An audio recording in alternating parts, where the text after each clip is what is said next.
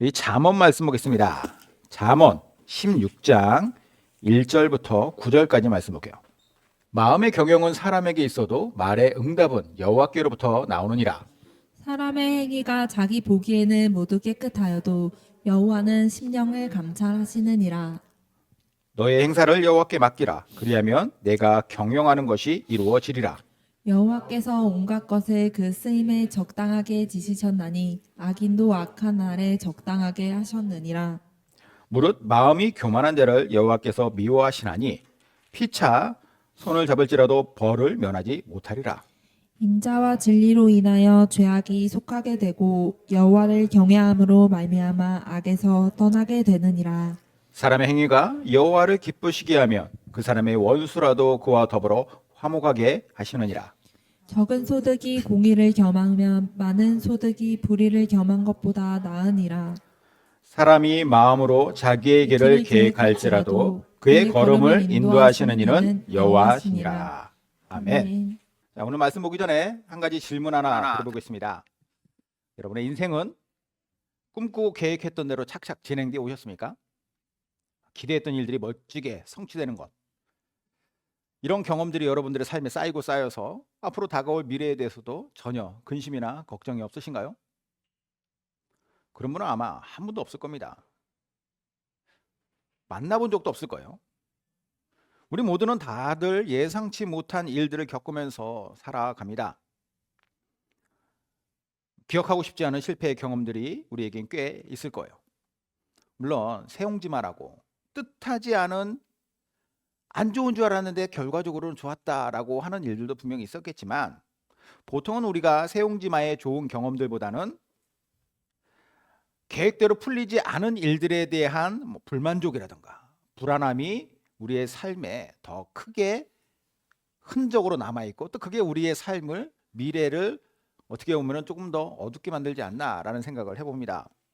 그래도 그나마 우리 믿는 사람들은 믿음 없는 사람들에 비해서는 이런 것들, 이런 불만족이나 불안에 대해서는 조금 덜할 수는 있겠죠. 하지만 더는 우리가 덜하다라는 것만으로 만족할 것이 아니라 더 나아가서 이것이 완전히 더 바뀌어져야 된다라는 생각을 해요.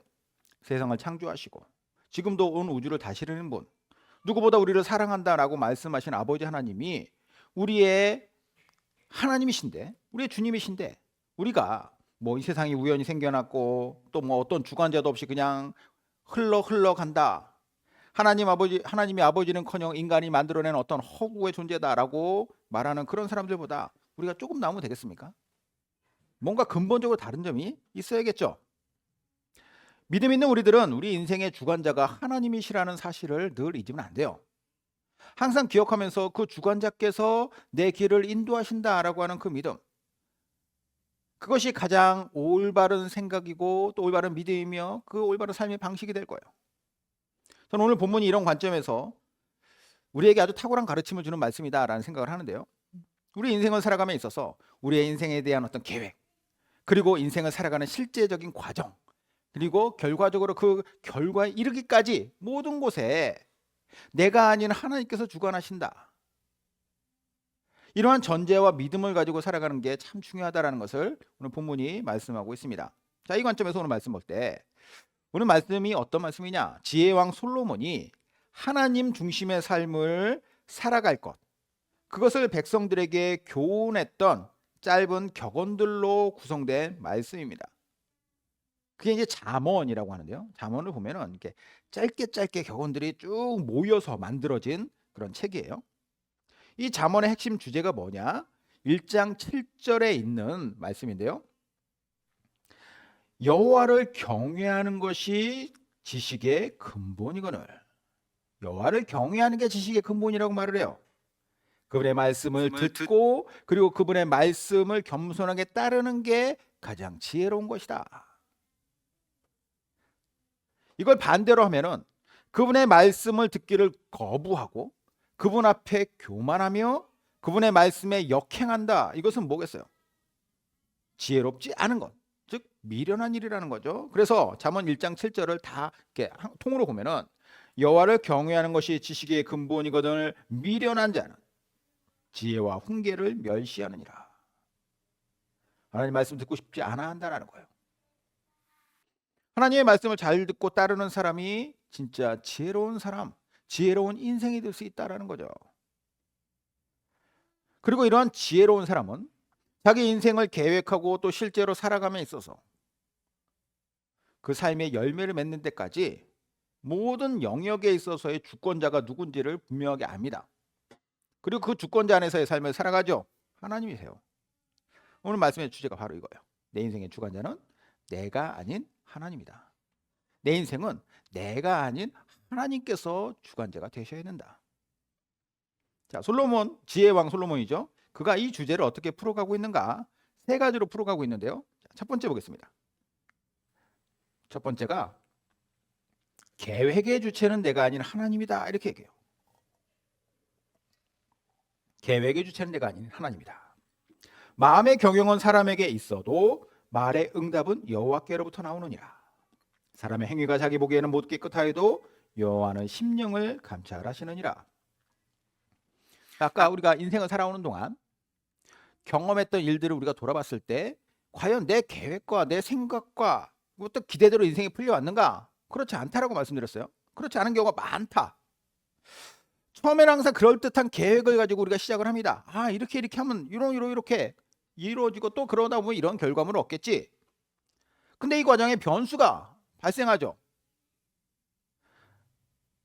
그 변수를 통해서 우리는 아, 세상이 정말 만만치 않구나. 나는 한없이 부족한 존재구나. 이걸 깨닫습니다. 결과값이 예상보다 좋지 않을 때가 많아요. 마이크 타이슨이라고 하는 복싱 선수가 유명한 말을 했다죠. 누구나 계획은 있다. 한 대 쳐맞기 전에는. 맞고 나니까 정신 차렸다라는 거예요. 정신 차릴 수 있다라는 그런 말이겠죠. 우리도 한번 세게 맞아서 거기서 이렇게 기가 확 꺾여요. 그럴 때 분명히 있겠죠. 그러면은 아, 이게 정말로 만만치가 않구나. 삶이라는 게 내 생각대로 되지 않구나. 이런 일을 계기로 겸손해지기도 하고, 당연히 좋은 일이죠. 겸손해지는 거는. 그런데 겸손을 넘어서서 자신감을 잃어버려요. 무력한 패배주의자가 된다? 문제죠. 겸손한 마음으로 내 인생의 주인이 누군가를 그때 깨달아야 된다는 거예요. 그걸 깨닫고 거기에서 내 인생을 다시 한번 올바로 설계해야 된다. 내 인생의 주인은 나의 주인일 뿐만 아니라 온 우주의 주인이신 하나님이시다. 그리고 내 인생의 계획은 내가 아닌 그분을 중심으로 세워져야 된다. 솔로몬이 뭐라고 얘기했냐? 마음의 경영은 사람에게 있어도 말의 응답은 여호와께로부터 나온다. 이 말이 뭐냐? 마음의 경영이라고 하는 것은 인간이 자기 마음으로 하는 계획이에요. 계획. 준비. 내가 내 마음으로 계획하고 준비하는 것, 그게 내가 한다 할지라도 그것에 대한 응답은 어디에서 나오냐? 하나님께로부터 나온다. 내가 내 인생을 이렇게 준비해야지. 이렇게 살아봐야지. 이렇게 성취될 거야. 이렇게 생각해도 물론 이게 아무 생각 없이 사는 삶보다는 훨씬 더 고차원적이긴 하지만 그 주체가 나라고 하는 존재 안에 머물러 있다면 그것은 결코 완벽할 수 없다. 정답이 될 수 없다는 거예요. 그건 역시 언젠가 문제를 계속해서 발생시킬 수밖에 없다. 아까도 말씀드렸듯이 우리의 인생이 계획한 대로 꿈꿨던 대로 이루어지지 않잖아요. 얼마나 많은 실패와 좌절을 겪었습니까? 우리의 마음으로 계획과 준비를 철저하게 한다 해도 응답, 성취, 이것은 우리의 영역이 아닌 하나님의 영역이다. 이걸 잊으면 안 된다. 그럼 이제 우리가 이런 생각할 수 있겠죠. 내가 아주 완벽한 동기를 가지고, 동기가 내가 좀 이렇게 잘 먹고 잘 살아봐야지, 이게 아니라 정말 선한 생각을 가지고 내가 그 동기를 가지고 내가 준비를 해왔어요. 열심히 내가 이 부분을 잘 꼼꼼하게 설계를 했어요. 그런데도 왜 하나님은 실패라는 결과물을 나게 해주시는 걸까? 이 질문의 답이 아까 봤었던 2절에 이렇게 나오는데, 사람의 행위가 자기 보기에는 모두 깨끗하여도 여호와는 심령을 감찰하시느니라. 우리가 아무리 깨끗하고 순수하고 완벽한 동기로 계획하고 준비했다 할지라도 그걸 하나하나 우리가 실천해 나간다 해도 인간인 이상 문제가 발생하지 않을 수 없다. 왜냐? 우리의 심령 계속한 것까지 다 꿰뚫어 보시는 하나님 앞에서 우리가 과연 얼마나 완벽할 수 있겠느냐는 거예요.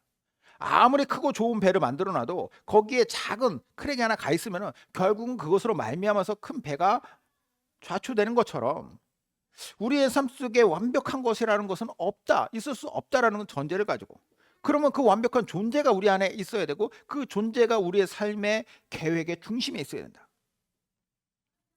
뭐 이런 거 신경 쓸 빼야 그러면 나 계획하지 않고 살아야지. 아니죠. 계획의 주체를 바꾸면 된다라는 거예요.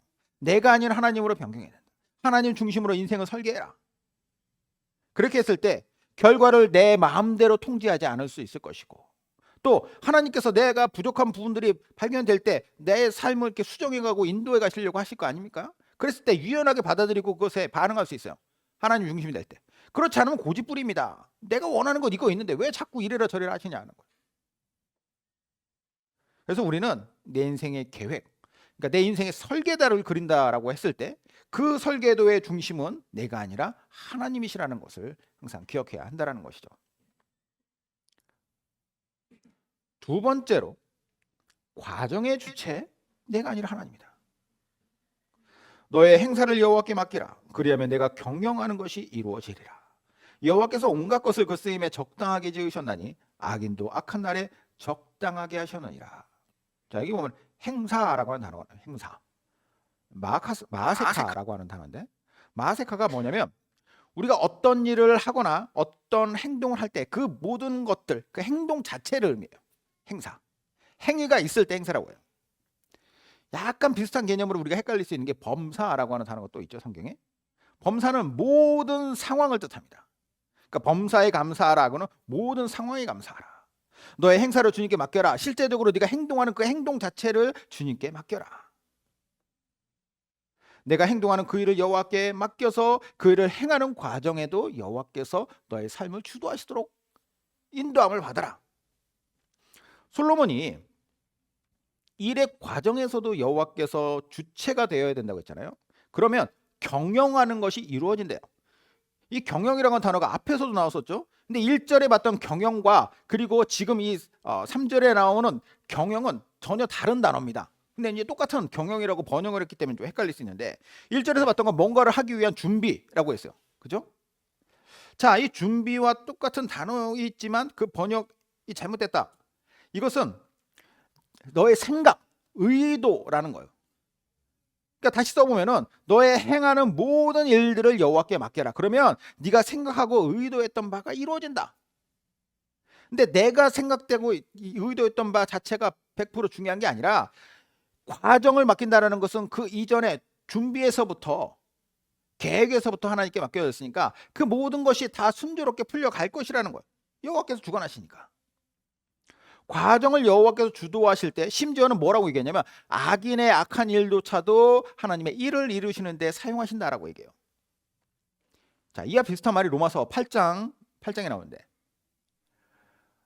우리가 알거니와 하나님을 사랑하는 자는 곧 그의 뜻대로 부르심을 입은 자들에게는 모든 것이 합력하여 선을 이루느니라. 하나님의 사람들에게 하나님께서 일을 이루실 때, 선한 일을 이루실 때는 어떻게 하느냐? 좋은 일, 나쁜 일, 좋은 사람, 나쁜 사람 모두를 사용하셔서 그분의 어떤 결과물 가운데로 나아갈 수 있도록 하신다는 거죠. 여기에 딱 맞는 일화가 구약 창세기에 나옵니다. 창세기 45장에. 자, 같이 한번 읽어볼까요? 요셉이 형들에게 이르되 내게로 가까이 오소서. 그들이 가까이 가니 이르되 나는 당신들의 아우 요셉이니 당신들이 애굽의 판자라. 당신들이 나를 이곳에 팔았다고 해서 근심하지 마소서. 한탄하지 마소서. 하나님이 생명을 구원하시려고 나를 당신들보다 먼저 보내셨나이다. 자, 여기 나오는 요셉이 누굽니까? 요셉. 야곱의 11번째 아들이에요. 요셉은 아버지 야곱의 편애를 받으면서 살았습니다. 요셉을 왜 야곱은 유독 편애를 했느냐? 야곱한테는 12명의 아들이 있습니다. 그리고 이 12명의 아들은 총 4명의 부인들을 통해서 2명이 정실 부인이고 그리고 2명이 첩이에요. 이 4명을 통해서 애들을 계속 낳았어요. 근데 요셉이 진짜 사랑했던 사람은 누구냐? 라헬이라고 하는 여자입니다. 근데 라헬은 애를 못 낳아. 그러다 보니까 레아라고 하는 라헬의 언니였는데, 뭐 집이 콩가루죠. 그 언니가 계속 아들을 낳고, 그러니까 이제 라헬이 안 되겠다 싶으니까 자기의 몸종을 통해 가지고 또 아들을 낳게 만들어요. 그러니까 또 레아도 질 수 없으니까 자기 몸종을 통해서 비라와 실바, 그래가지고 몸종들까지 갑세해가지고 아들들이 계속 낳았습니다. 그러다가 라헬이 드디어 아들을 낳아요. 11번째 요셉, 12번째 베냐민. 자, 이렇게 아들들을 낳으니까 야곱 입장에서는 자기가 정말 사랑했던 여자가 낳은 그 나중에 낳은 아들이니, 더군다나 라헬이 베냐민 낳다가 죽었거든요. 그러니까 얼마나 더 이 아들들에 대한 애틋함이 있었겠어요. 그러니까 애를 너무 사랑하는 거야. 더 좋은 옷 입히고 더 좋은 거 먹이고. 그러면은 이 요셉은 알아서 눈치를 챙겼어야 되는데 너무 순수해. 형들한테 그것을 자기가 좋은 옷 입는 거 뭐 좋게 아버지가 해주는 건 다 자랑을 해요. 꿈 얘기도 하고 막 그러다가 형들의 시기질투 속에 이놈이 죽을 뻔한 거죠.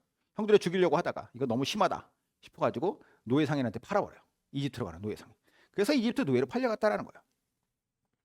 자, 이렇게 이집트의 노예로 팔려간 요셉은 온갖 고생을 합니다. 그러나 그에게는 기본적으로 신실한 믿음과 그리고 성실한 태도와 그리고 탁월한 능력이 있었어요. 똘똘한 친구구나. 그러다 보니까 여기 이집트에서 종살이를 하면서도 노예 생활을 하면서도 승승장구를 합니다. 그러다가 어디까지 올라가느냐? 총리까지 올라가요. 어떻게 해서 총리까지 올랐느냐? 그 근동 지역에 풍년이 계속 이어졌다가 그리고 나서 흉년이 막 이어집니다. 이것에 대한 준비를 하는 데 있어서 요셉이 큰 공을 세워요. 풍년의 시기에 우리가 잘 비축해놨다가 흉년을 잘 대비해야 됩니다. 근데 실제로 그 일이 발생했으니까 이걸로 그가 인정을 받아가지고 총리까지 오른다라는 거예요. 흉년이 계속되고 있을 때 요셉의 아버지 야곱은 도저히 안 되겠다는, 우리 다 굶어 죽겠다 생겼어요. 그래서 소문을 들어보니 저 이집트에 똘똘한 총리가 정치를 잘해서 지금 이 위기 속에서도 이집트에는 식량이 모자라지 않는다라는 소문을 듣고 아들들을 보냅니다. 식량 구해와라. 그래가지고 형들이 가고 거기에서 이제 이러이러한 여차저차 과정들을 거쳐서 이 형들을 요셉이 만나는 장면입니다. 그리고 요셉이 형들의 입장에서는 어떻겠어요? 지금 예전에 자기들이 한 짓이 있잖아요. 그것으로 말미암아서 두려움에 떨 수밖에 없었을 그 형들한테 해준 말입니다. 당신들이 나를 미워해서 팔았지만 그럼 그들은 악인 아닙니까? 요셉 입장에서. 그러나 그 악한 미움을 하나님께서는 우리 모두의 생명을 구원하시는 방식으로 사용하셔서 제가 지금 여기에 미리 와 있는 것입니다. 과정의 주체가 하나님이시라는 사실을 인정했을 때 그 모든 일들이 선으로 이끌어 가실 하나님을 믿고 나아간 것이죠. 보통 사람들 생각할 때는 뭘 생각해요? 야, 요셉이 받았을 상처만 집중합니다. 얼마나 형들 때문에 상처받고 고통스러웠을까? 그러면 본때를 보여줘야지. 이렇게 생각할 수 있지만 그건 전혀 다르게 생각해요. 왜냐? 과정의 주체가 하나님이시라는 사실을 인정했으니까. 우리에게도 마찬가지 아닐까요? 내 삶의 과정이 내가 주체가 되어서 내가 다 알아서 해야 돼. 내가 다 통제해야 되고 내가 다 만들어가야 된다라고 생각한다면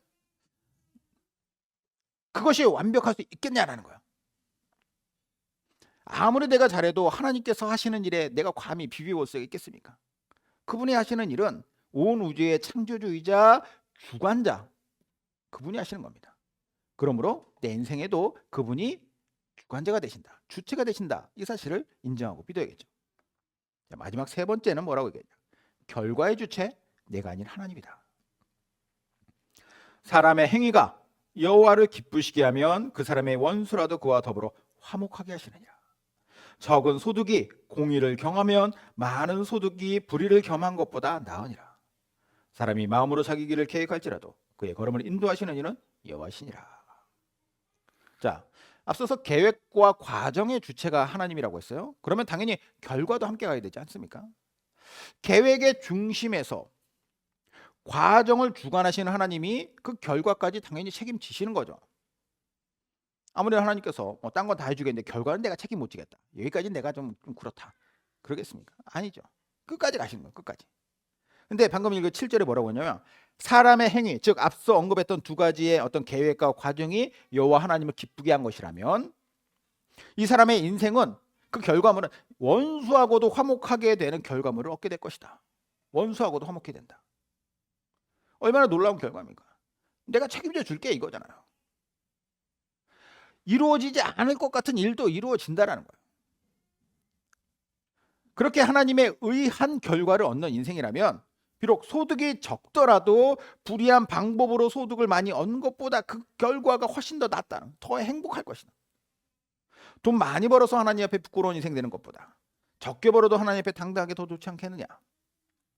이 말은 결과를 이렇게 짜게 줄 것이다라고 하는 포석이 아니라 결과물에 크고 작음에 우리가 집중하다 보면은 어떠한 불이한 방법이라도 우리가 사용하게 되죠. 더 많이 얻어야지. 하지만 결과의 주체를 하나님께 맡기고 과정을 하나님께서 함께 하신다는 믿음으로 나아가 의지하며 살면은 뻔히 보이는 쉬운 길이라도 이게 잘못됐다라고 하면 그것을 선택하지 않을 수 있다는 거예요. 그러면 당연히 그 결과물에 있어서 하나님이 기뻐하시는 일들이 일어난다. 결국 마지막에 남는 건 뭐냐? 9절이에요. 사람이 마음으로 자기의 길을 계획할지라도 그의 걸음을 인도하시는 이는 여호와시라. 시작은 우리의 마음에서 작게 시작됐어요. 그러나 그 계획과 과정과 결과의 주체가 하나님이 되신다? 그것을 우리가 믿고 의지하고 나아간다면 하나님이 누구신데 그 인생 책임져 주지 않겠느냐라는 말이죠. 온 우주의 창조주, 주관자, 그리고 우리의 좋으신 아버지, 그분을 신뢰하며 살아가는 것이 중요하다라는 거예요.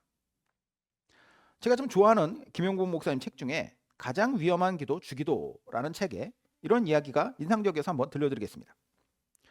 존 캐버너라고 하는 윤리학자가 인도 캘커타에 3개월 동안 봉사활동을 하러 갔어요. 그는 자신의 남은 인생을 어떻게 살아야 할지를 고민하고 있었습니다. 도착한 첫날 아침에 그가 테레사 수녀님을 만났고 수녀님이 그에게 물어봐요. 제가 당신을 위해서 뭘 도와드릴까요? 자, 존은 자신을 위해서 기도해 달라고 부탁을 합니다. 저를 위해 기도해 주십시오. 그러니까 수녀님이 물어봐요. 뭘 기도해 드릴까요? 자, 존이 대답합니다. 확실하게 알고 살아갈 수 있도록 기도해 주십시오. 자, 자기의 남은 인생을 어떻게 살아할지를 고민하면서 갔다고 했잖아요. 여기에서 뭔가 제가 제 길을 찾길 원합니다. 이런 거겠죠. 자, 이 말을 들은 수녀님이 단호하게 대답했답니다. 아닙니다. 저는 그걸 위해서 기도해 줄 수 없습니다. 존이 놀래죠. 그에게 수녀님이 이런 말을 이어서요. 확실한 것은 당신이 추구해야 될 것이 아니라 당신이 버려야 할 겁니다. 당연히 존이 다시 묻죠. 그런데 수녀님은 모든 것을 다 확실하게 알고 또 믿는 분처럼 지금 이곳에서 이렇게 살아가고 있지 않습니까? 저도 그렇게 살고 싶어서 여기 왔습니다. 그래서 수녀님이 웃으면서 대답했대요. 저는 한 번도 확실하게 알고 믿은 적이 없습니다. 제가 늘 가지고 사는 것은 신뢰입니다. 그러므로 당신도 하나님을 신뢰하도록 기도해드리겠습니다. 자, 이 이야기를 제가 읽으면서 들었던 생각이 이게 바로 내가 아닌 하나님께서라고 하는 말에 부합하는 생각이 아닐까? 우리의 인생의 주체가 늘 내가 됨으로 인해서 그것을 통해서 내가 뭔가를 확실하게 보고 나아가기를 원하는 그런 어떤 본능적인 욕구가 있죠. 확실한 계획, 확실한 과정, 확실한 결과물. 그러다 보니까 내가 주체가 돼서 이렇게 살아갈 때는 모든 것이 아주 작은 변수로 말미암아서도 어그러지는 일들이 많아요. 그래서 오늘 우리가 솔로몬의 잠언을 통해서 뭘 배울 수 있습니까? 내가 아닌 하나님께서 주체가 되도록 바꿔야 된다고 얘기를 하는 거예요. 그래도 여전히 불안한 구석이 있겠죠. 그럴 때 이 일화를 기억하시기 바라요. 확실한 것보다 더 중요한 것은 하나님에 대한 신뢰다. 하나님이 나의 인생을 잘 설계해 주실 것이라고 하는 그 설계가 하나님을 중심으로 잘 되어 있으면 이것은 완벽하다라는 생각, 신뢰. 하나님께서 나의 인생을 손붙잡고 잘 인도해 주실 것이라고 하는 그 신뢰. 결국 하나님께서 나에게 주시는 것은 가장 좋은 것이다. 멀티버스 속에서 내가 이렇게 선택하면 이런 결과물, 수많은 결과물이 있겠지만 하나님과 함께하고 하나님께서 역사하신다라고 하는 그 결과물은 가장 좋을 것이다라고 하는 그 확신 가지고 나아가는 거죠. 거기에 우리 한 번뿐인 인생을 거기다 걸어야 되는 거 아닙니까? 그게 믿음이죠. 이 같은 신뢰의 믿음을 가지고 살아가면 우리 한 번뿐인 인생 결코 망하지 않을 것이다라고 하는 그 확신을 우리가 이 말씀을 통해서 어쩌라는 것이에요. 주님은 나의 최고봉이라고 하는 책을 오스왈드 챔버스 목사님이 썼는데 그분이 이런 말을 했어요. 믿음은 우리가 이끌려 가게 될 것을 아는 것이 아니라 우리를 인도하시는 그분을 사랑하고 아는 것입니다. 내가 갈 방향성 선명하면 더 좋겠죠. 하지만 선명한 방향보다 나를 붙잡고 가는 그분에 대한 신뢰를 가지고 그분과 함께 가는 것이 가장 중요한 것입니다. 같이 기도하겠습니다.